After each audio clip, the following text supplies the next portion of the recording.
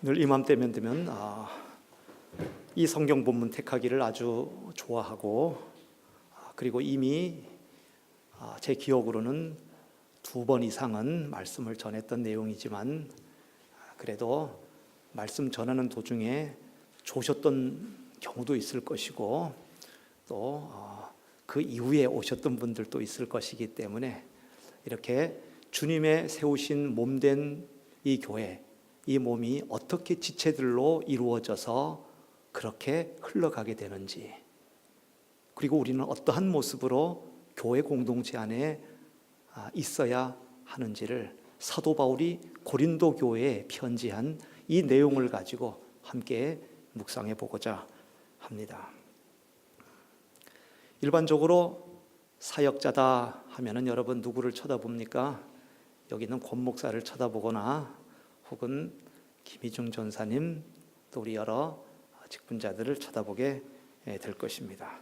사역자다 하면은 우리 머릿속에 들어있는 개념은 전면에 나서서 일하는 사람. 사역자다 하면은 헌신된 사람들. 사역자다 하면은 끝까지 책임을 지는 사람. 이렇게 생각을 합니다. 맞습니다. 그거 맞습니다.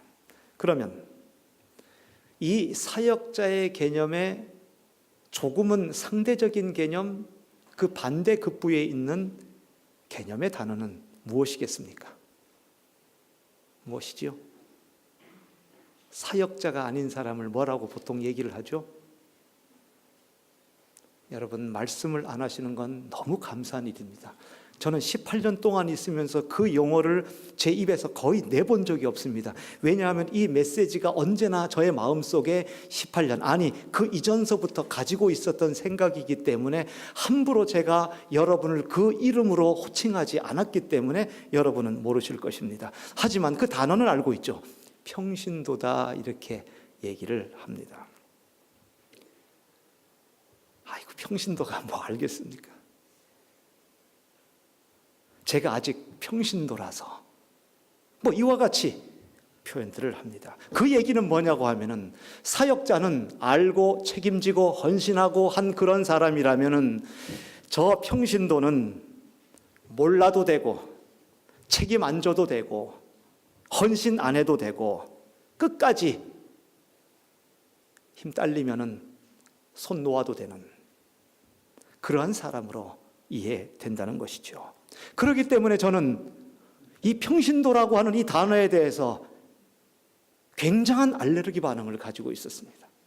자꾸 밀어내려고 노력을 많이 했지요. 사도 바울이 고린도 교회에 편지했을 때 당시 이 성경 안에 있었던 이 초대교회, 그들에게 있어서 평신도 개념은 교회 안에 없었습니다. 평신도라 하면 예수 그리스도를 모르는 사람들이요, 하나님의 진리와 복음에 대해서 문외한 자들이요,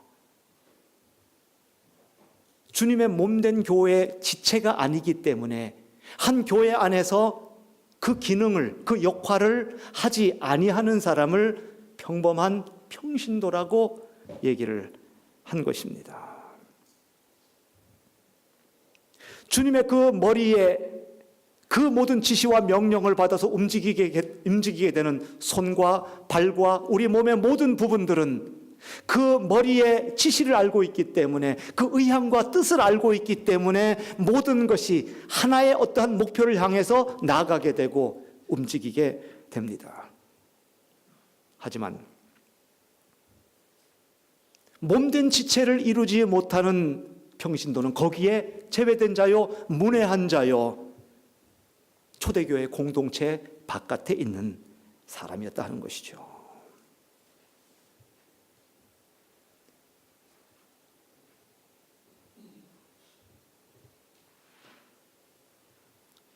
그때도 저는 여기에 쓰여있는 설교 원고처럼 이야기를 했는데 한마디도 이해를 하지 못한 예가 있습니다.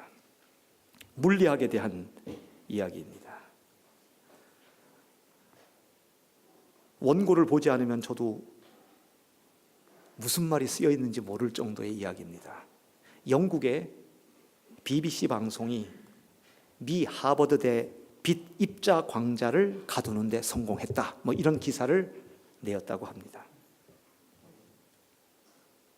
미국 하버드 대학 연구팀이 빛의 입자인 광자를 잠시 한 장소에 가두었다가 다시 움직이게 하는데 성공했다는 것입니다. 이 대학팀 가운데 알렉산더 지브로프 이 교수팀은 초속 29만 9천 킬로로 이동하는 빛을 10에서 20 마이크로초, 마이크로초는 100만 분의 1초입니다. 그동안 한 곳에 붙잡아 두는데 성공을 했답니다. 이전에는 그 빛을 멈추는 데는 성공했지만 광자의 에너지가 소멸되어 운동성을 잃어버리는 데 문제가 있었습니다. 그런데 이것을 붙잡아 두었다고 하는 것은 이제 빛의 정보를 저장하는 양자 컴퓨터 개발이 가능해졌다는 것이죠. 그러면은 지금의 슈퍼컴퓨터에도 수백 년 걸릴 그러한 연산을 단 몇 초 만에도 끝내버릴 수 있는 꿈의 양자 컴퓨터를 만들 수 있다는 겁니다. 지브로프 교수팀은 루비디움 기체 더 이상 나갈 필요가 없습니다. 어차피 저도 무슨 말인지 모르고 여러분도 무슨 말인지도 모르고 우리는 물리학의 문외한입니다. 여러분도 모르고 저도 모르고 제가 평신도가 뭐 알겠습니까? 아직 평신도라서 제가 그 일은 제가 잘 못하겠습니다. 초대교회 성도들 가운데는 그 누구도 평신도가 없었습니다.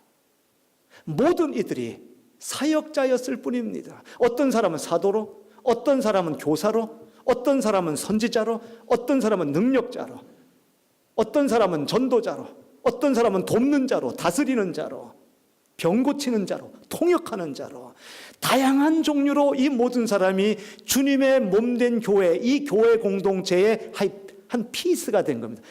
한 파트가 돼가지고 그렇게 해서 온 이 교회가 함께 돌아가는 기능과 역할을 할 수 있는 한 지체가 된 것이죠. 그래서 아이고 제가 평신도라서 모르겠다. 그 이야기는 머리 대신 우리 주님께서 손끝 발끝으로 지시해 주는 내용들, 우리 뇌에서부터 온 몸으로 전달해 주는 그러한 명령, 모든 시스템들, 그러한 의향들, 이러한 것에서 알지 못한다면 마치 내 손이 아닌 그 또 다른 손을 갖다 붙인 의족과 같이, 내 발이 아닌 다른 어떤 플라스틱을 갖다 붙인 것과 같이 전혀 내 몸에서 기능하지 못하는 의족과 의수와 같이 그와 같은 존재가 될 것입니다. 하지만 안타깝게도 오늘날 사역자로 있어야 될 성도들을 평신도로 다 전락시켜버렸습니다. 그렇기 때문에 평신도가 뭐합니까? 제가 그것을 뭐 할 수 있겠습니까? 겉으로 볼 때는 화려해 보이는 큰 교회, 겉으로 볼 때는 역량이 있어 보이지만은 그 속에서는 얼마나 연약한 모습을 가지고 있는가. 이미 한 지체로서의 역할을 감당할 수 없는 그러한 부분들이 끼어있기 때문에 의족과 같고 의수와도 같고 내 몸이 아닌 부분이 붙어있기 때문에 허우대는 멀쩡해 보이고 그 체격은 있어 보이지만은 움직일 때 도무지 힘을 발휘할 수 없는 그러한 교회 공동체가 오늘날 우리들의 교회가 아닌가 하는 생각이 드는 것입니다. 액티브해야 될 지체가 패시브해집니다. 역동적인 변화를 추구하고 움직여야 될 그러한 지체가 오히려 개혁과 변화의 대상이 되고 있지는 않는지요. 먹여주어야 될 사람들이 오히려 입을 딱 벌리고 먹여달라고만 하고 있진 않는지. 그건 체력이 있는 것이 아니고 비계만 쌓인 것이고 비대해져 있을 뿐인 것입니다. 그래서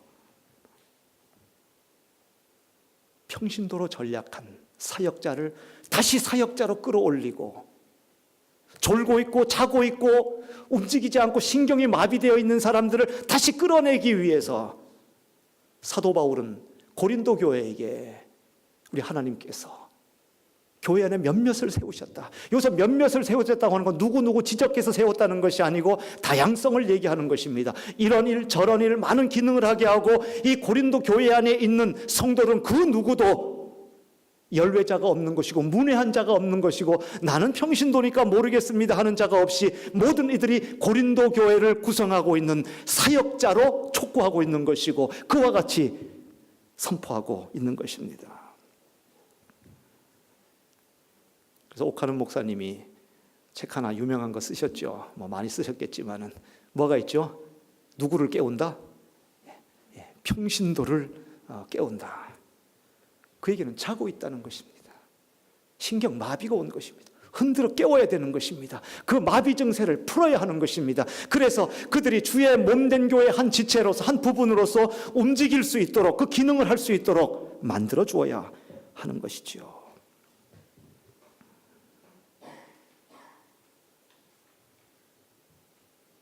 그럴 때에 우리 교회의 표처럼 신앙생활 하십니까? 하는데 그 교회 공동체 안에서의 신앙생활은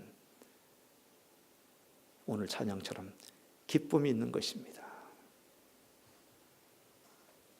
평신도가 아니고 사역자로서 전락된 우리의 품위와 우리의 그 위치를 다시 회복하여서 하나님께서 우리를 필요에 따라서 하나님의 의도와 계획에 따라서 지체로 삼아 주셨기에 우리는 바로 그 곳에서, 그 장소에서 그 역할을 감당할 수 있어야 하는 것입니다.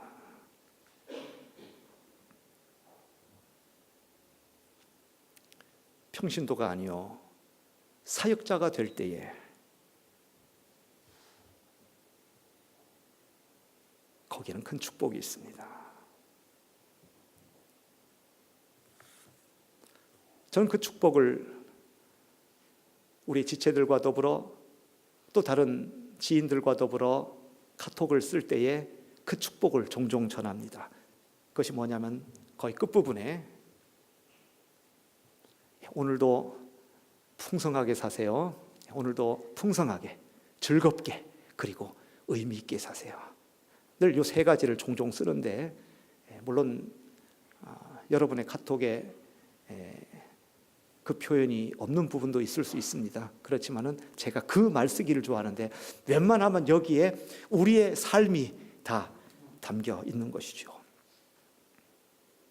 주님께서 우리를 몸된 교회 지체로 부르셨을 때에 우리에게 얻어질 수 있는, 즉 우리가 평신도가 아니요 사역자로 부르심을 받고 한 몸의 지체가 되었을 때는 우리의 삶은 풍성해지는 것입니다.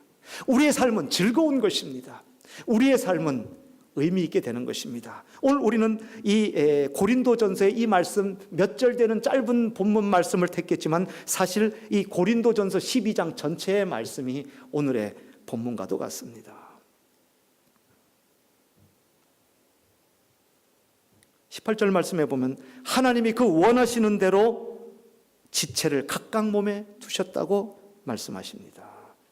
하나님께서 원하시는 대로 지체를 각각 몸에 두셨기 때문에 그 지체들은 불필요한 지체가 없습니다. 쓸데없는 지체가 없는 것입니다. 그곳에 자리를 잡고 하나님께서 이 위치를 주시고 이 자리를 주시고 내게 이러한 역할을 주셨으면 그것을 충분하게 쓰는 것, 그것을 소진할 때까지 다 쓰는 것이 풍성한 삶을 사는 것입니다.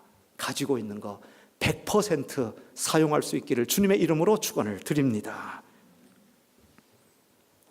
100% 사용해야 한다는 것입니다.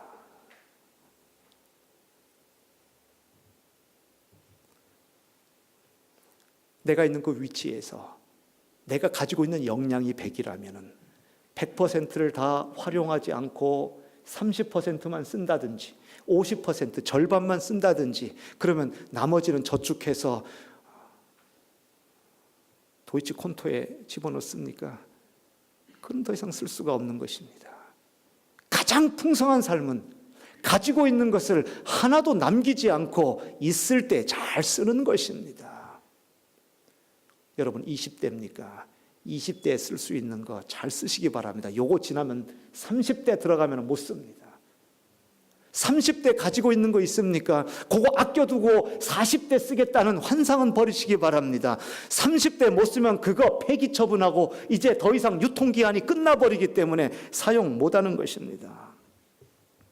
그러기에 하나님께서 우리를 몸의 지체로 주셨다면 나는 어떤 부분이지? 내가 이 역할인가? 그렇다면 내가 있는 그 위치, 그 역할에서 100% 역량을 발휘하시고 할 수 있는 모든 것을 최선을 다할 수 있기를 주님의 이름으로 다시 한번 축원을 드립니다. 그게 풍성한 삶을 사는 것입니다. 우리 한국 옛말에 물 쓰듯이 쓴다 이런 얘기 있죠. 참 물 쓰듯이 쓴다. 하지만 여러분 벌써 21세기 2018년도를 달리면서 옛말이 오늘날 맞지 않다는 것을 잘 알고 있을 것입니다. 물 쓰듯이 쓴다고? 어떻게 물 쓰듯이 씁니까? 물이 얼마나 아까운데 그것을 수자원이라고 얘기하지 않습니까? 물도 우리에게 에너지고 너무 귀한 자원입니다. 물. 이것을 잘 관리하고 쓸 수 있어야 됩니다. 가끔 한국에서 오시는 분들, 한국에서 처음 오시는 분들 저희 집을 이렇게 방문하면은 식사를 보통 하지요. 그럼 옆에 물컵이 이렇게 몇 개가 있고 그리고 가스물과 안 가스물 두 개가 이렇게 있지요. 그러면은 이렇게 아내가 요리도 하고 뭐 제가 주섬주섬 하면은 앉아 있는 분들이 무언가 돕고 싶어 가지고 컵을 갖다가 탁탁 머리를 돌려 가지고 물을 따르게 됩니다. 저는 그 물 따를 때에 굉장히 긴장합니다. 아무것도 모르는 분들이 어떻게든지 돕겠다고 물을 따르는데 가득가득 이렇게 담는 거 보면 물이 얼마나 아까운데 다 먹으려고 그러나. 그리고 나는 지금 바로 물 먹고 싶지 않은데. 우리 물 사오려면 굉장히 힘들잖아요. 그래서 물을 먹다가 반쯤 남기는 사람 보면 굉장히 미워 죽겠어요. 왜 그 물을, 그 아까운 물을 들고 오기도 힘든데 그러면 그 홀짝 다 마시고 다 그렇게 해야 되죠.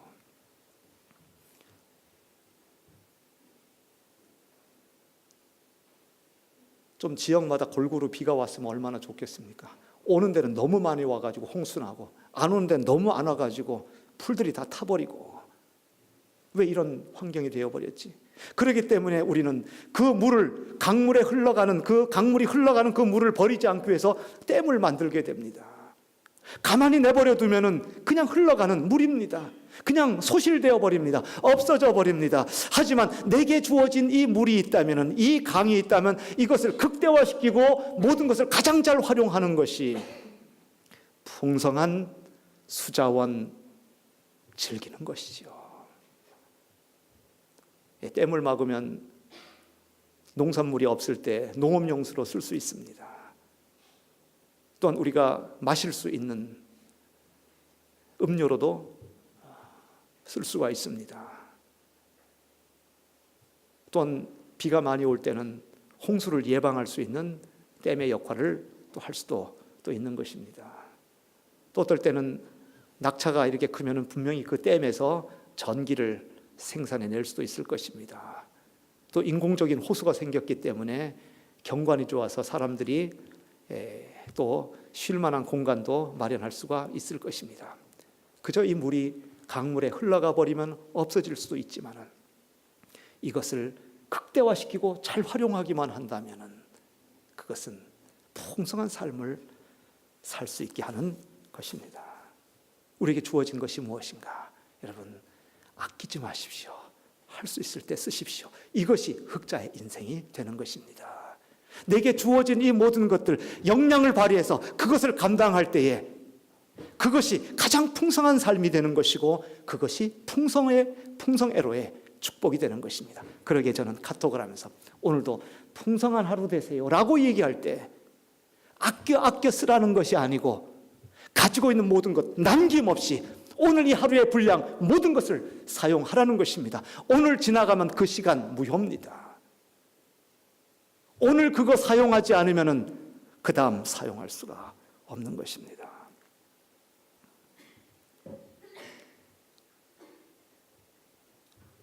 (100% ) 사용한다는 것은 100% 나의 역량을 발휘하는 것은 최선을 다하는 것이죠.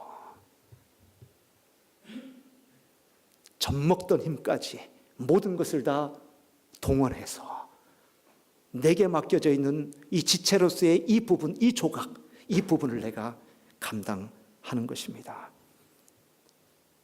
그럴 때 재미가 있습니다. 최선을 다하는 것은 즐거움이 거기에 있는 것입니다. 흥미가 있습니다. 재미가 있습니다. 요즘은 가끔 운동을 하면서 계속 머릿속에 떠나지 않는 퀘션이 있습니다. 이 청소년들이 나를 봐주면서 축구를 하는 것인가 아니면은 진정으로 하는 것인가, 그것이 요즘 저의 마음입니다. 뭐 다른 이유는 없습니다. 봐주면서 하면은 퇴물입니다. 이제 거기서 뛰는 재미가 없어지는 것이죠. 봐주지 않고 최선을 다할 때, 봐주게 되면 그것을 갖다가 승부 조작이라고 하는 것입니다. 승부 조작을 하면은 윤리적인 문제입니다. 승부 조작을 하면은 재미없습니다. 조금 봐주고 지고 봐주고 재미가 없는 것이죠. 나의 최선을 다하게 될 때 거기선 변화가 있게 됩니다. 왜? 한계를 깨트려 나가기 때문에 그렇죠. 최선을 다하지 않으면 나의 한계는 저기에 멀리 있는데 아직도 그것을 타치 아니하고 이곳에서 팔짱 끼고 여유롭게 지내게 될 것입니다. 하지만 젖먹던 힘까지 모든 힘을 다 동원했을 때 나의 한계는 여기구나, 나의 마지막 선은 여기구나 하는 것을 깨닫게 되는 순간 거기에는 변화가 있게 되는 것입니다. 또 다른 도약이 있게 되는 것입니다. 그래서 오늘 말씀에도 보니까 너희는 더욱 큰 은사를 사모하라. 이전에 했었던 사역이 이 일이라면 하나님께서 내게 맡겨주신 더 많은 것으로 일들을 감당할 수 있는 것이고, 이 모든 사역과 일에 있어서의 그런 변화에 있어서 큰 즐거움과 기쁨이 있는 것입니다. 그래서 카톡을 보낼 때 오늘도 풍성하게 사세요. 풍성하게, 즐겁게. 하루가 따분하면 어떡합니까? 하루가 지루하면 어떡합니까? 아무런 변화가 없으면, 아무런 진보가 없으면, 어제와 오늘이 다르지 않으면 따분합니다. 아무것도 할 수 없습니다. 왜? 지속할 수 없습니다. 재미가 없기 때문에.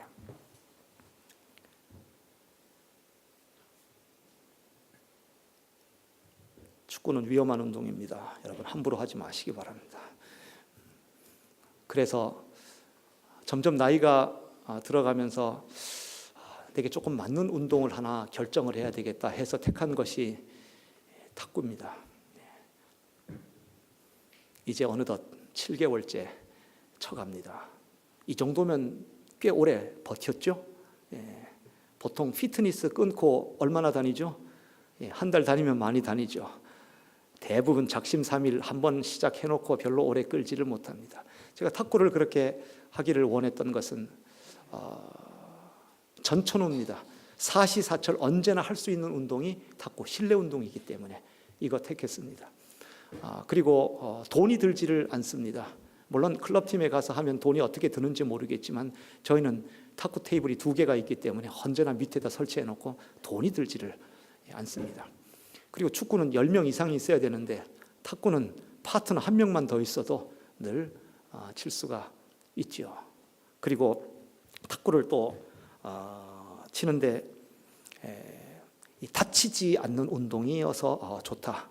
왜냐하면 자꾸 몸에 부딪히는 운동이면 나중에 나도 모르게 뼈가 우르르 우스러질 수가 있는데 탁구는 코트 운동이기 때문에 참 좋다. 그리고 땀이 나야 되겠다 해가지고 저는 뭐 이렇게 많이 걸어서 뭐 걷는 거 하는데 30분 운동해서 땀이 나지 않으면 저는 운동이라는 그 용어 속에다가 집어넣지를 않습니다. 그런데 이거는 좋겠다. 근데 제 마음속에 가장 큰 숙제는 뭐냐고 하면은 과연 이 탁구를 치는데 얼마나 지속할 수 있겠느냐, 재미가 있겠느냐 하는 것이 숙제였습니다. 조금 교만한 얘기지만 18년 동안 탁구를 치지 않았던 이유가 재미가 없어서 안 쳤다고 그렇게 하는데, 건강을 위해서 그리고 쭉 나열했던 것처럼 이런 이유로 탁구를 쳐야 되겠다 해가지고 홍 집사님 죄송하지만 다시 또 언급해서 이렇게 같이 우리 집사님을 제물로 삼아서 함께 7개월 동안 이렇게 쳐왔습니다.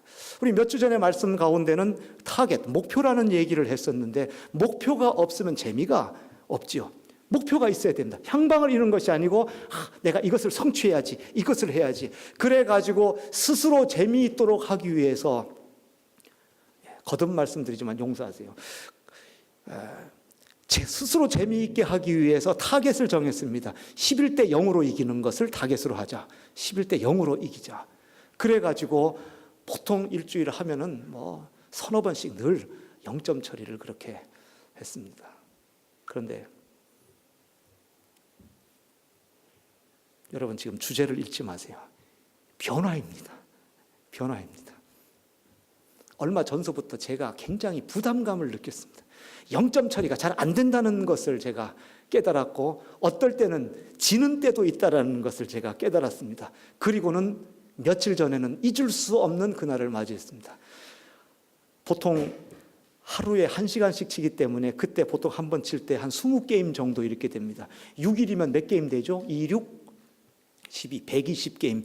120게임에서 한 번도 진 적이 없는 경우들이 대부분 한 번도 진 적이 없습니다. 120. 그런데 어제 그저께 며칠 전에는 한 번 하는 그 게임에서 2번이나 제가 졌습니다. 또 무슨 얘기를 하는 건지. 저는 근데 더 큰 문제는 뭐냐고 하면은 제가 지고 싶어 진 게 아니고 안 지려고 발버둥 쳤는데 제가 2게임이나 졌다라고 하는 사실. 무슨 얘기냐 하면은 변화가 있었습니다. 한번 생각해 보세요. 늘 그냥 11대 0 또 지고 오늘도 그 다음 날도 한 번도 제가 지는 적이 없이 늘 이기기만 하고 그러면은 랑바일리시합니다. 너무나도 따분합니다. 지루합니다. 늘 같기 때문에. 하지만 새로운 세계로 업그레이드되고 다시 또 업그레이드되고 계속해서 이렇게 진행이 될 때 마음속에 긴장이 생기고 새로움이 있는 것입니다. 여러분, 교회 안에 목회자가 변화가 되지 않는다면 성도들이 변화되지 않습니다. 목회자도 변화가 없고 성도도 변화가 없고 교회 안에 아무런 변화가 없게 되면 굉장히 지루한 교회가 될 겁니다. 굉장히 랑바일리샤 따분한 그러한 교회가 될 것입니다. 우리 교회는 오늘도 보니까 6분의 지체들이 다른 곳으로 흩어지게 됩니다. 주일학교 교사 그러면 이거 어떻게 하지? 이 한글학교 임명 예언자면 이거 부구역장으로 저기 했는데 이거 뭐 임명하자마자 딴 데로 가버리는 이거 어떻게 하지? 사람을 긴장스럽게 이렇게 만들어 놓습니다. 그렇기 때문에 라입지 교회는 따분하지 않는 교회입니다. 그러면은 누가 또 이 자리를 메꾸지? 하면서 또 신경을 쓰고 또 생각을 하게 됩니다. 사도 바울은 고린도 교회에 편지하면서 몸된 교회를 이루는 모든 지체들이 가지고 있는 그곳에서 있는 바로 그곳에서 그들이 풍성한 삶을 살기를 원했습니다. 역량을 발휘하는 것입니다. 그곳에서 그들이 즐겁고 행복한 사역을 하는 것이 사도 바울의 마음이었습니다. 우리 하나님께서 당신이 원하시는 대로 지체로 삼아주셨고 각 모든 지체들은 자신의 기능과 역할을 또 발휘하면서 몸된 그 교회를 세워나갔다는 것이죠.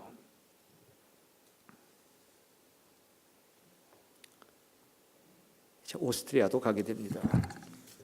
그 지역 이름이 제가 슬로베니아하고 가까운 것은 알겠는데 이름이 클라겐푸르트. 클라겐푸르트. 제가 그 교회가 있는가 해서 한번 찾아봤습니다. 보니까 교회가 있습니다. 보니까 굉장히 가족 공동체처럼 많지 않은 지체들이 모이긴 한 것 같지만은 예언자매 그리고 미리 3일 전에 간 테리자매 새로운 바람을 문제를 일으키라는 게 아니고 가셔가지고는 새로움을 또 줄 수 있기를 바랍니다. 얼마나 참으로 즐겁고 교회가 따분하지 않습니까? 말씀을 마감해 가면서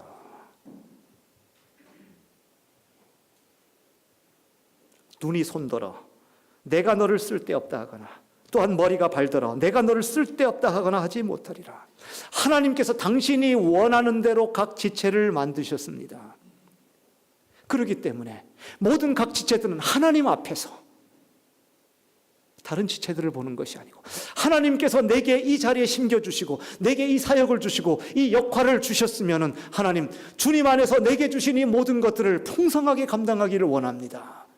그럴 때에 우리의 신앙생활은 풍성한 삶이요 흥미로운 재미로운 삶이 되는 것입니다. 그리고 나의 존재의 의미, 존재의 가치가 거기에 있게 되는 것입니다. 눈은 손들어 뭐라고 할 수 없습니다.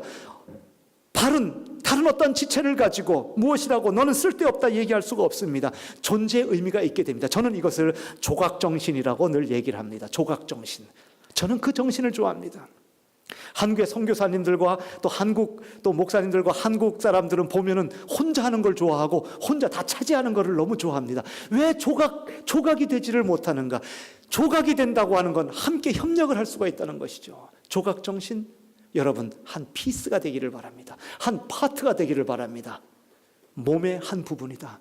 그 생각을 가지고 있다면은 내라고 하는 이 조각이 빠지게 될 때는 이가 빠진 것처럼 뻥 뚫려 버립니다. 거기에 펑크가 나게 됩니다. 그렇기 때문에 조각 정신을 가진 사람은 나는 내가 있는 이 고유하고 이 유일한 이 조각, 내가 이 책임을 감당할 수밖에 없다라는 생각을 갖게 됩니다. 뿐만 아니라 다른 지체들을 존경할 수 있습니다.